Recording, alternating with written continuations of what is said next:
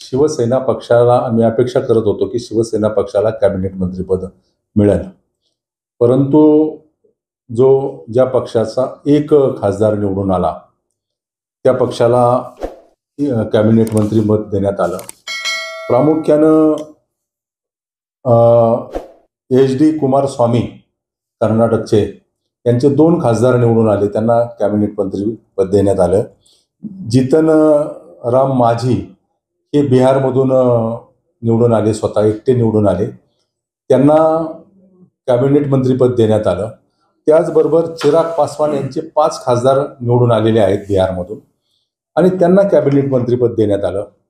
खरं तर शिवसेना पक्षाचे 7 खासदार आले।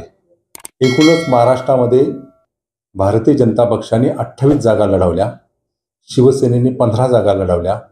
28 जागेमध्ये भारतीय जनता पक्षाचे 9 खासदार निवडून आले आणि शिवसेनेचे 7 खासदार निवडून आले। आमची अपेक्षा होती की शिवसेना पक्षाला एक कॅबिनेट मंत्री आणि एक राज्यमंत्रीपद मिळेल अशी अपेक्षा होती, परंतु खरं तर शिवसेना पक्ष भारतीय जनता पक्षाचा अतिशय जुना साथी म्हणून शिवसेनेकडे पाहिलं जातं। परंतु केंद्रामध्ये भारतीय जनता पक्षाने खरं तर कॅबिनेट मंत्रिपद द्यायला पाहिजे ही आमची अपेक्षा होती, परंतु या सगळ्या घडामोडीचा विचार करता आपण जर विचार केला की TDPचे त्याचबरोबर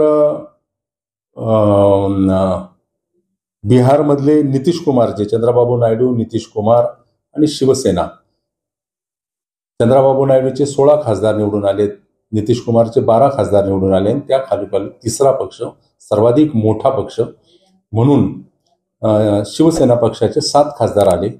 5 खासदार चिराग पासवानचे आमच्या नंतर आले, त्यांना कॅबिनेट मंत्रिपद देण्यात आलं आणि शिवसेनेला खरं तर राज्यमंत्रीपद देण्यात आलं। हा कुठंतरी मला तरी व्यक्तिशः असं वाटतं की हा दुजाभाव शिवसेनेच्या बाबतीत